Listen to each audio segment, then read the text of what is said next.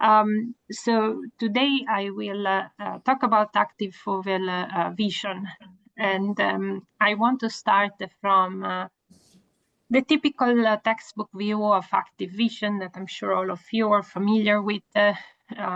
Right, humans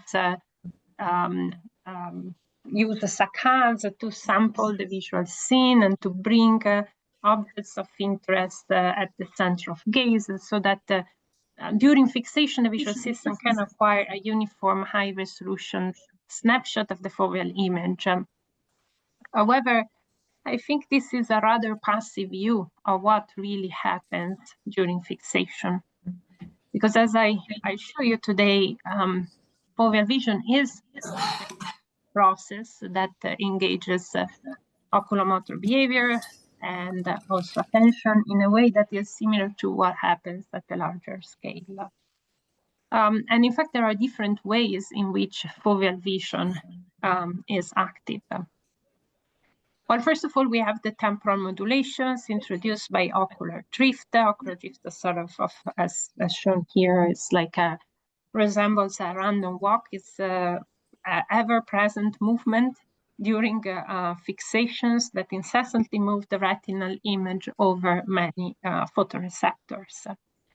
Then we have fine gaze relocations, really small relocation of gaze that are driven by microsaccades, which is shown here, shift the preferred locus of fixation over different parts of the foveal input, and they also occur frequently during fixation, particularly in certain type of tasks.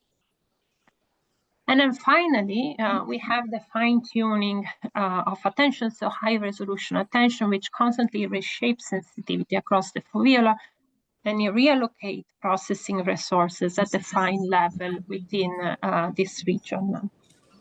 So main question here is, well, why do we need active vision at this scale, and how does it impact visual perception? So, well, we can start from the ocular drift.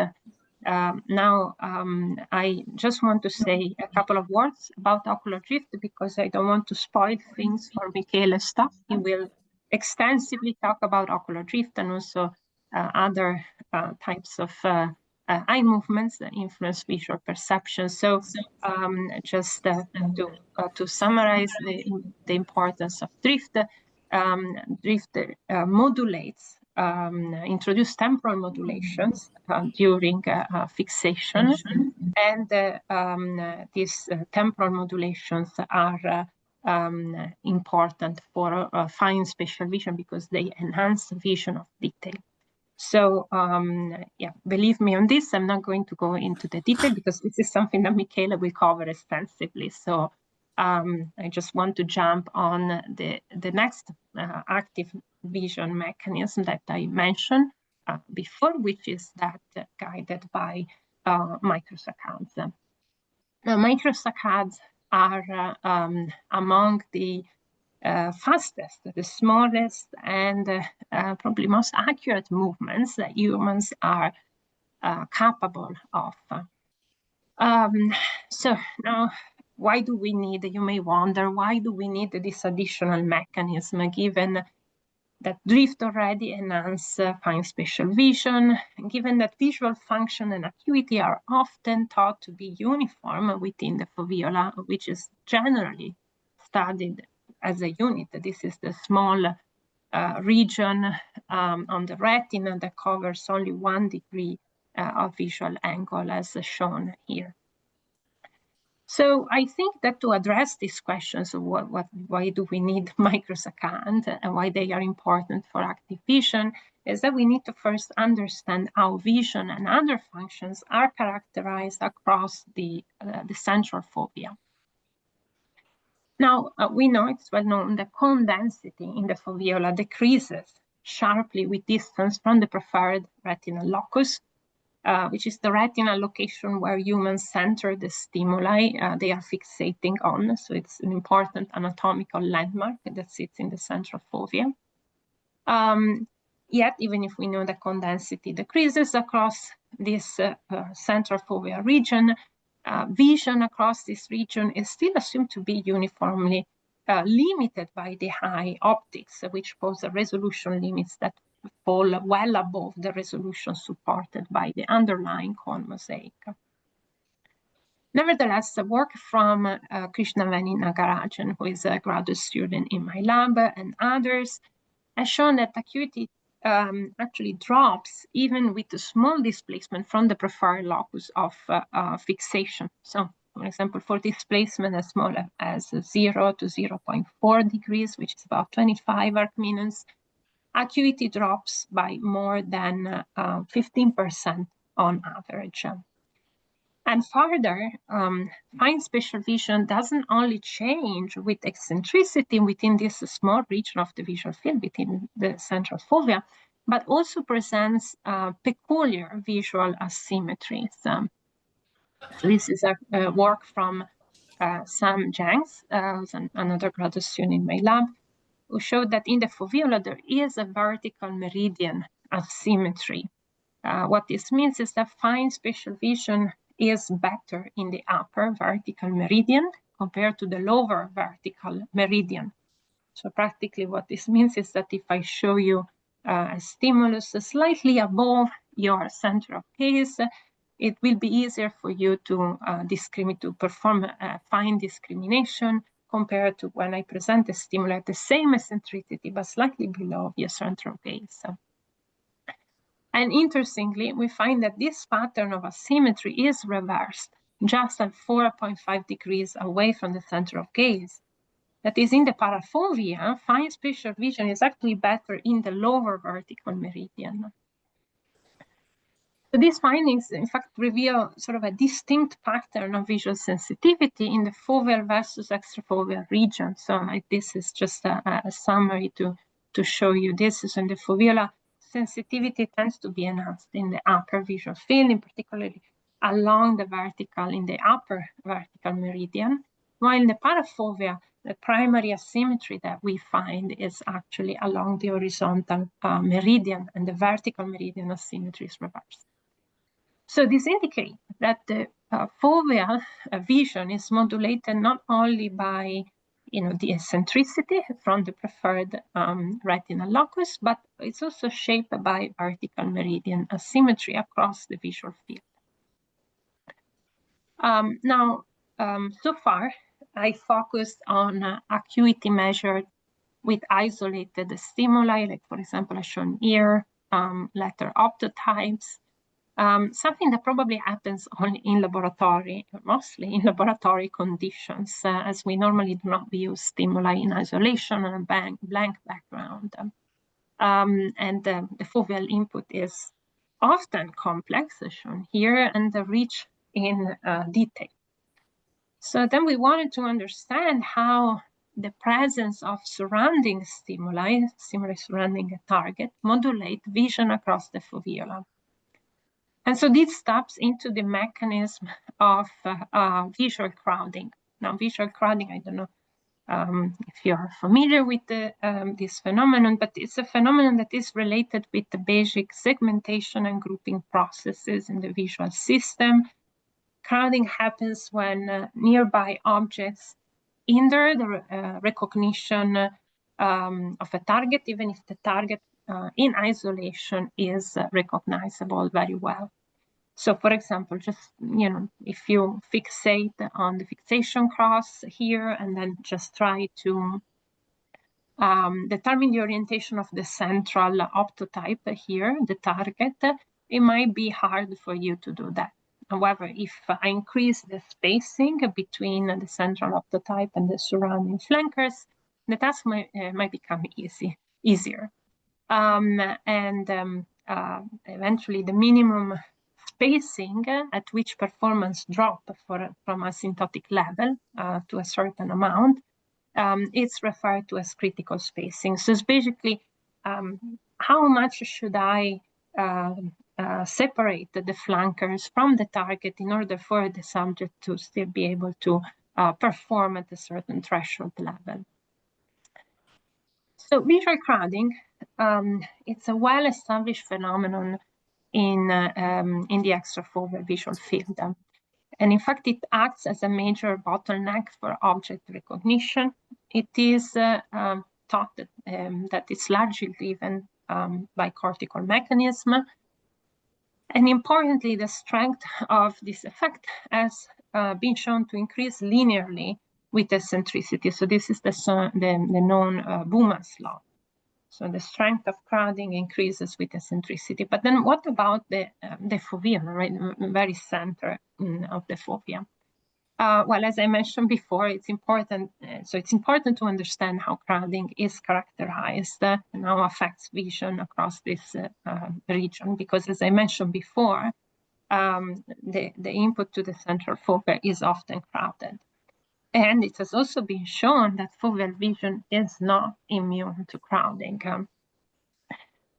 This is work from Ashley Clark, a recent graduate from my lab, showing that when stimuli are viewed in a crowded setting, we experience a drop of about 34% in acuity at the preferred locus of location, so at the preferred locus of fixation, sorry, the very center of gaze. So this means there is a significant impact of visual crowding at this scale.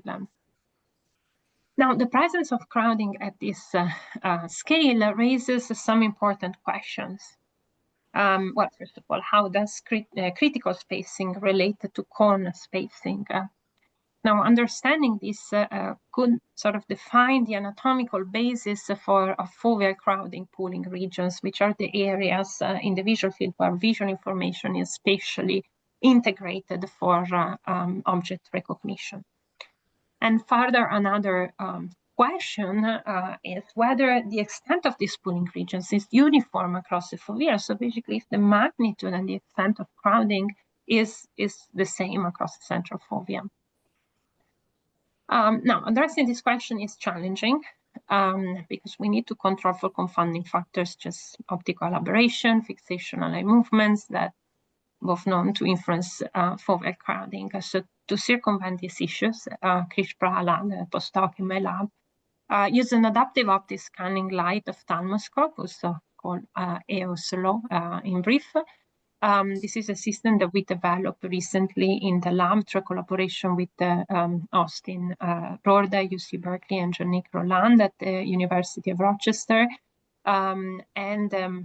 This system allows us to, well, first of all, image the foveal cone mosaic at high resolution. You can see this here. So here you see an example of so the cone mosaic from two example subjects.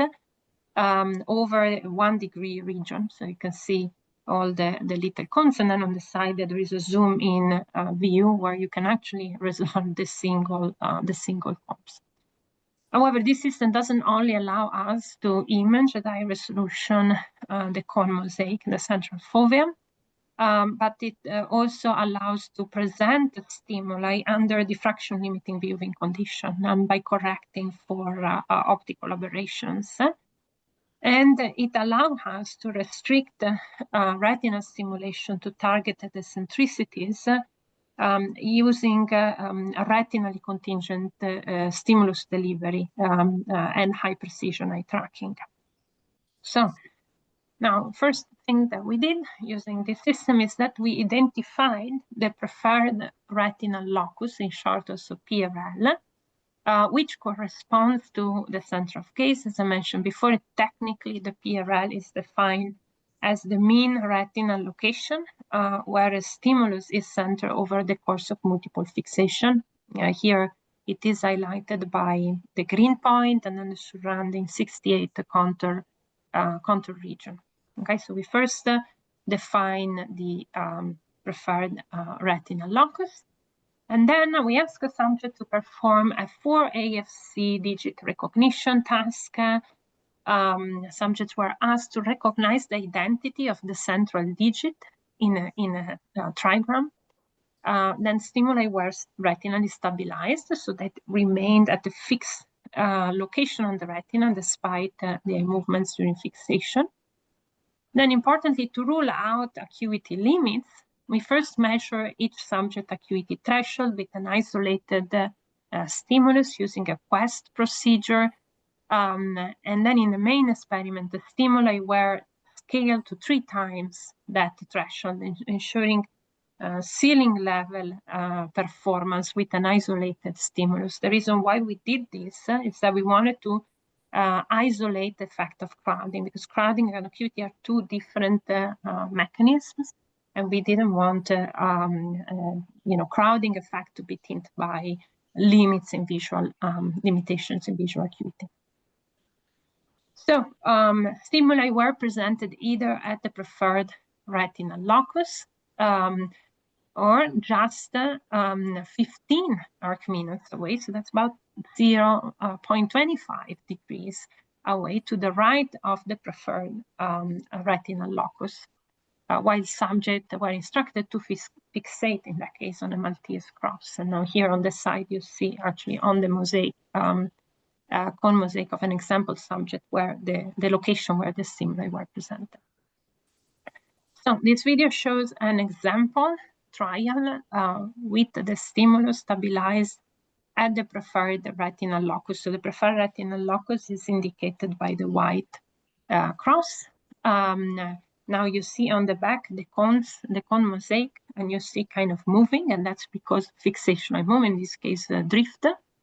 And you see the stimulus on the top that was retinally stabilized, so it was moving with the cone mosaic on the back.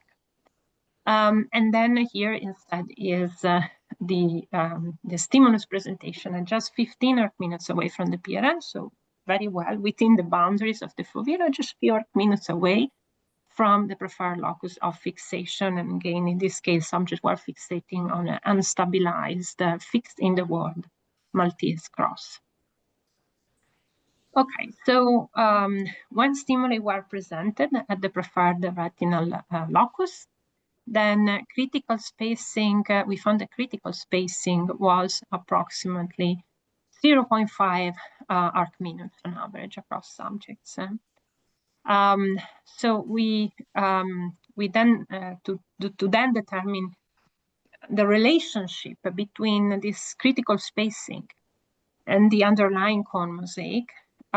We determine the cone spacing within precisely within the stimulated retinal region given a stimulus at threshold.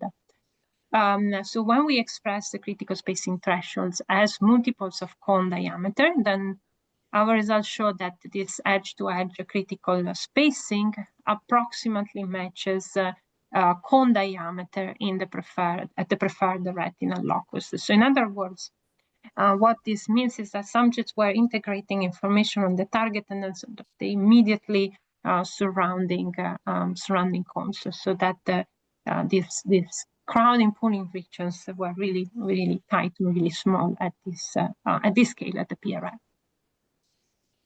Our results also show that just 15 arcminutes away from the preferred locus, preferred retinal locus, then the spacing, the critical spacing, increased to nearly 3 times the cone diameter. So therefore, what this means is that the link between critical spacing and cone diameter diverges even with this small shift from the preferred retinal locus. And so this shows that the extent of these crowding pooling regions increases with eccentricities, even within the foveola. So it indicates the presence of like cortical magnification gradient within this tiny region of the visual field. So all of this to say that foveal vision is highly not uniform. It's not just a uniform a region with uniform sensitivity. And it's quite diverse. So building up on this knowledge, the fact that we see a lot of diversity within this region, we wanted to see what happens when we create simulated small scotomas within the central fovea. We wanted to understand if, well, first of all, vision is impacted by the presence of really small localized losses within the central fovea. and if these losses lead to a change, a readjustment of fixation behavior at a really fine scale. Okay, so let me just give you a little bit of background here. So what you see here is, again, the back of your eye is the retina. It's just a different view because this is over 10 degrees instead of 1 degree. I think, so what you see here at the center, the darker region that you see is actually the central 1 degree foveal. It's dark because it sits in a pit. And then all this blackish line that creep in, they are the capillaries. And you nicely see how the central region is free from these capillaries. Now, the impact of scotomas in the fovea, central scotomas, has been studied extensively. But usually when we study the impact of scotomas, the scotomas occupy a pretty large region of the visual field of the retina. So, like as shown here, this is in the order of 1 degree at the minimum to several degrees, up to even 5 degrees. So it's a pretty large region that definitely encompasses the whole central fovea. And it's known that in this condition, which is typical of a number of clinical diseases, we know that patients, but also healthy subjects with simulated scotoma, in this condition, they adjust their oculomotor behavior like at the microscopic scale, and saccades are re-referenced now to a new alternative. It's called preferred retinal locus, because the original preferred retinal locus that sits in the central fovea, it's now vision at that location is blocked.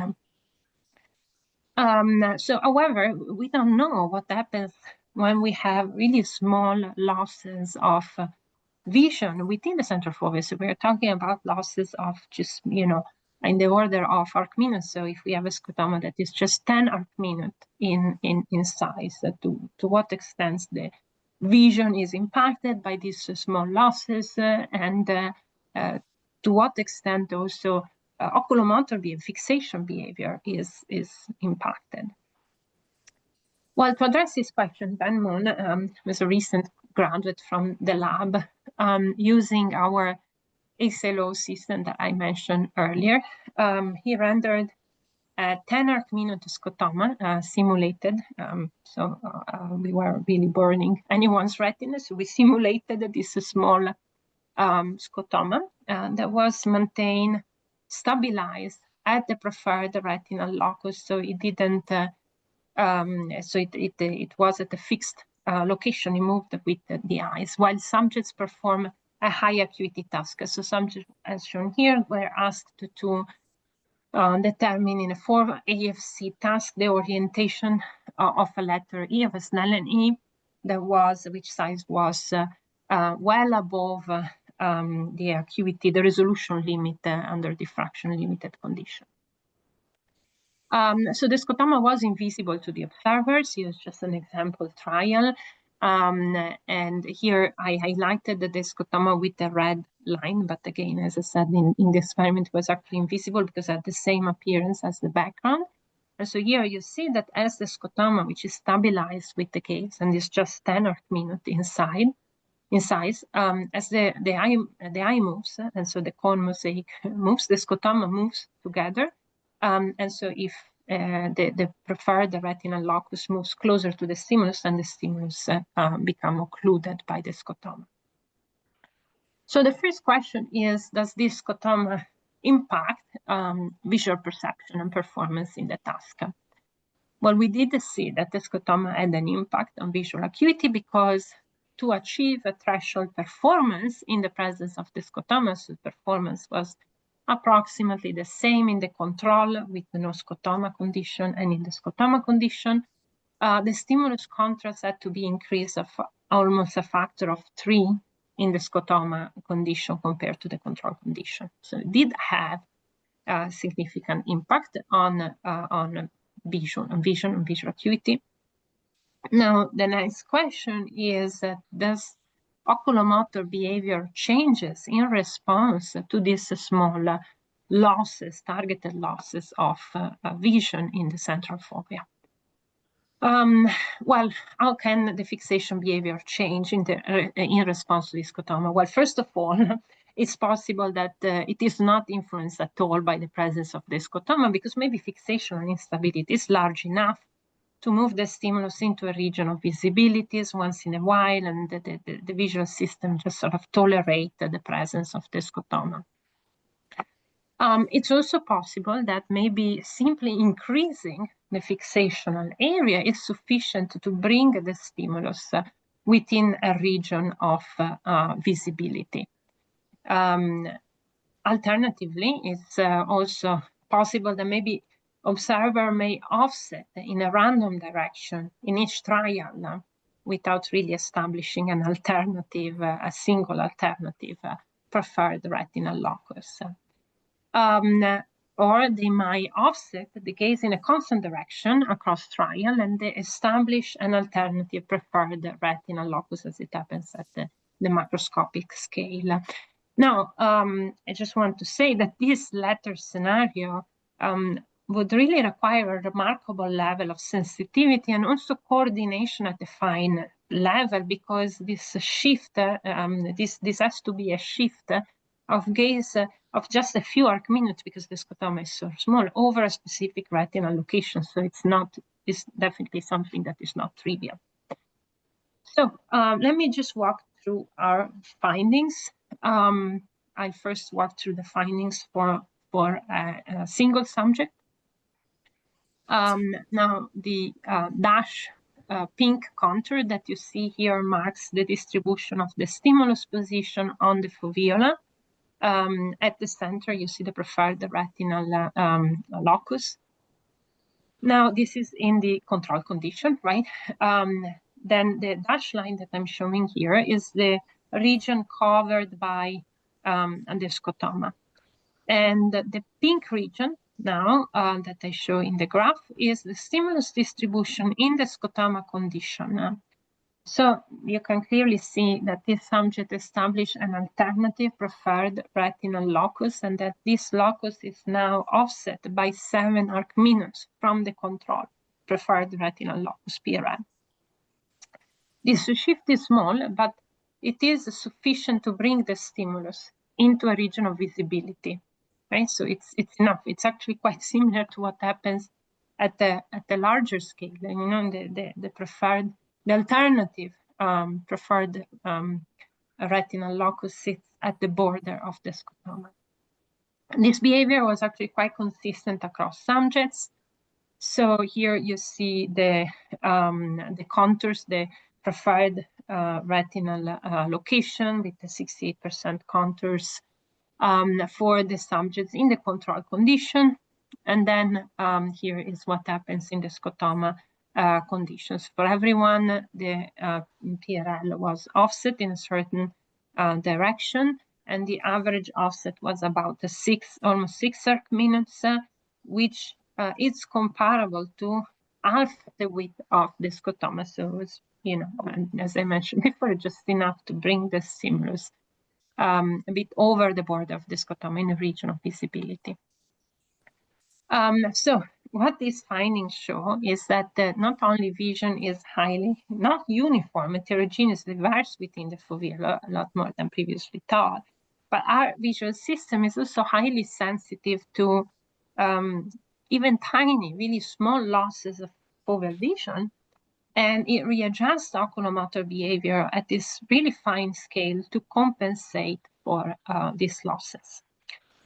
Now, to close a little bit the loop here, I would like to go back to in the light of all I said so far, to go back to our original question where everything started, which is what is the role of microsaccades? What is the benefit of microsaccades for active vision?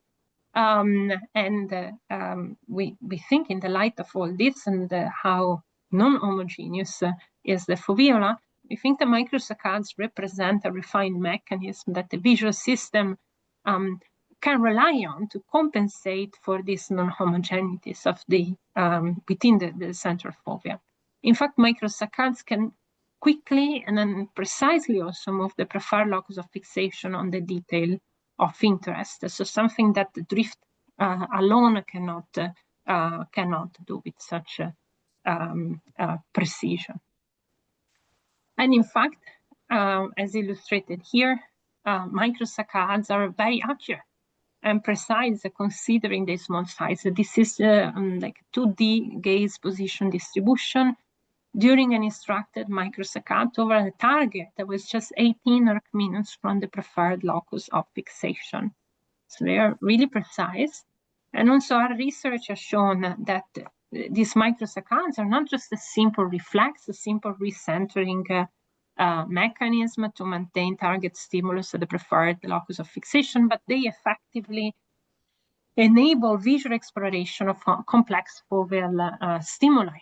So for example, when I'm looking at the face of somebody sitting many meters away from me, so maybe their face cover only 1 degree of visual angle, so the different features, main features of the face are just close to each other in the, they are far apart of just 10, 15 arcminutes. And when subjects fixate on this stimuli, they don't simply maintain fixation on this target stimulus, even if it is ideally placed within the central fovea, but they effectively, perform spontaneous microsaccades, so they engage in this visual exploration, this small scale. And this visual exploration is driven by these microsaccades, and it depends on the task that the subject is performing. So, for example, here, if I ask that these are small faces that cover only 1 degree of visual angle, it's a very small region, and I ask the subject to tell whether the eyes of the face are looking at them or not, or whether the facial or to judge the facial expression. You see that microsaccades, gaze behavior is different depending on the task at this small scale. So subjects aren't simply fixating, but they are actively exploring the stimulus. And further work from Sanjana Kapisalam, a graduate student in the lab, has also shown that microsaccades effectively enable visual search at the foveal scale. So when subjects are asked to determine whether or not a target detail is present in an array of stimuli that is presented foveally, we see a number of spontaneous microsaccades that occur, and they are actively used to search for the stimulus in the for the target stimulus in the array. And the target here, the stimuli here, are just about 15 arcminutes away from the center of from the very center of gaze. So in this task, microsaccades tend to be directed toward the target, and they are systematically influenced by the saliency and the task relevance of the stimuli in the array. Here you see the 2D distribution of gaze position rotated, so the target location is on top, and for a case in which the target is salient, for a case in which the target is not salient. So you can see this behavior at this small scale. And what we found is that when the target is perceptually salient, the microsaccade accuracy and precision tend to be higher, and also their latency is lower. Now, I think I still have some time, and I can also tell you a little bit about the fine-tuning of attention within the central fovea. So far I talked about microsaccades, their role in active vision. But as I mentioned at the beginning, there is another mechanism that is important for active vision. Foveal vision is also active as a result of attention. Now we show that attention, both voluntary and involuntary attention, can be modulated within the central fovea with a high degree of precision. Today, however, I want to focus on presaccadic attention and on how foveal vision is modulated before the onset of a microsaccade. This is work from Yu Guzhang, a graduate student in the lab. So what we did here? Well, as illustrated here, to probe the interplay between attention and microsaccades at the foveal scale, we briefly presented fine spatial stimuli right before the onset of an instructed microsaccades. So this is how it works. First, the subject fixate on a central location. Then we present the microsaccade go signal. And then the subject is distracted, and when the go signal comes out, then they have to perform, they have to shift their gaze now with the microsaccades because the stimuli are just very close, foveally presented, very close to the center of gaze. Now, while the microsaccade is being prepared, we briefly flash stimuli on the display. So basically, stimuli are presented during the preparation time of microsaccades. And then eventually subjects perform the microsaccades. As you see here, they're very, very precise microsaccades. And finally, we present a response cue, and the subject have to report the orientation of the stimulus that was previously presented at that location. So what we find in this study is that visual discrimination is enhanced at the microsaccade target location, and then it abruptly decreased close to chance level at the other location, even those that are closer to the microsaccade target location. And this enhancement, we found that it's also extremely localized, and we found that it spans a region that is only 10 arcminute in size. Sort of that is sort of the resolution of pre-microsaccadic attention. Now, here I show you how visual discrimination is impacted about 20 arcminute away from the preferred retinal locus at the goal of the microsaccades. So when the stimulus is presented right before the onset of a microsaccades. But then we ask also what happens to visual discrimination at the preferred locus of fixation, where normally acuity is highest right before the microsaccade. So in this case, we presented the target to report at the center of gaze right before the microsaccade. We compare this condition, like right before the microsaccades, to condition in which subject just maintain fixation. So we either present the target at the center right before the eye moved, or the target was presented when the subject was maintaining fixation. So what we see? So we found that before the microsaccade onset, sensitivity drops at the preferred locus of fixation, which is just 20 arcminute away from the microsaccade target location, you can see here. And while performance improves at the microsaccade target, therefore, while performance improves at the microsaccade target location, it actually decreases at the preferred locus of fixation during the preparation time of microsaccades. So fine spatial vision drops at the central gaze right before the onset of microsaccade, while at the same time it is enhanced at the microsaccade target location. So these results show that fine spatial vision across the foveola changes in space and time every time, and is reshaped every time a microsaccade is performed. We think that fine-tuning of attention and interplay between microsaccade of attention is another way that the visual system uses to compensate for the limitation of having a non-uniform foveal vision and to enhance. It's another sort of active mechanism to enhance vision of detail. And so just to wrap up and conclude here, what I show is that, drift and microsaccades, I haven't really talked about drift, but you will hear about drift soon. drift, microscatter attention, all contributed, all are ways that contributes to active vision and to enhance fine spatial vision in different ways through different mechanisms. And they modulate vision of fine spatial detail in space and time.